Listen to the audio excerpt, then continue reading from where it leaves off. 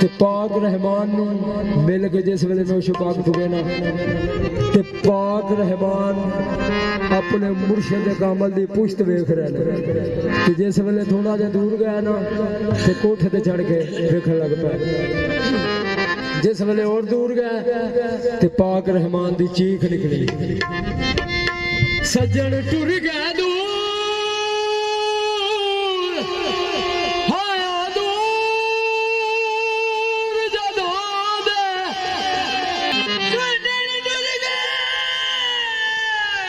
सज्जन टुर गए दूर जदों दे मेरे पाके पेश छोड़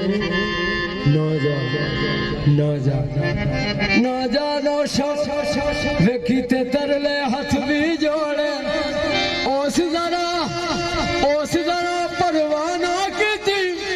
मेरे सारे वाल तरोड़े